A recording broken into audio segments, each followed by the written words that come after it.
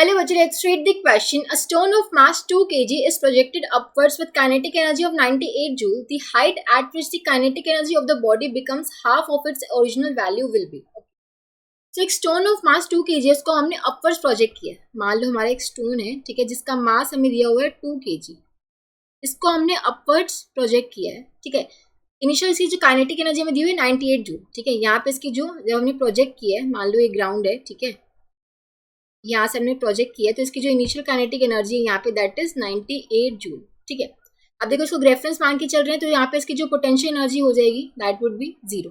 अब जैसे हमने इसको प्रोजेक्ट किया, क्वेश्चन दिया कि height eight which the kinetic energy of the body becomes half of its original value, ठीक है. हम मान लेते हैं कि जब इस हाइट पे पहुंचता है तो इसकी जो काइनेटिक एनर्जी हो जाती है that is half of the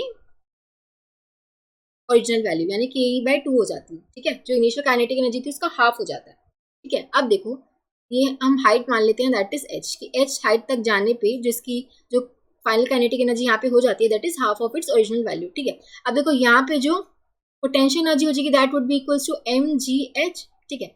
यहाँ पे हम क्या कर सकते हैं, हमें h की अब वैल्यू फाइंड आउट करनी है, राइट, कि हाइट क्या होगी वो जहाँ पे जाके उसकी जो काइनेटिक एनर्जी है वो half of its original value हो जाए, ठीक है. अब देखो यहाँ पे मैकेनिकल एनर्जी कंजर्वेशन लगा सकते हैं, मैकेनिकल एनर्जी कंजर्वेशन, ठीक है. तो हम क्या करेंगे, टोटल मैकेनिकल एनर्जी एट, इसको मैं ए पॉइंट बोल देती हूँ, इसको मैं पॉइंट बी बोल देती हूँ. Total mechanical energy at A should be equal to total mechanical energy at B, ठीक है. अब देखो ए पे मैं लगाऊंगी तो इनिशियल काइनेटिक एनर्जी प्लस में initial potential energy that should be equal to final kinetic energy plus final potential energy.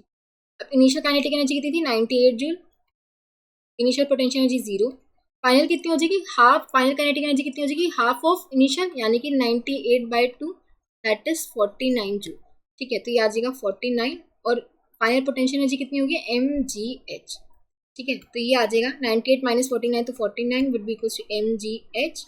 तो h की वैल्यू क्या आ जाएगी 49/mg, ठीक है. m की वैल्यू कितनी है 2, g की वैल्यू है 9.8.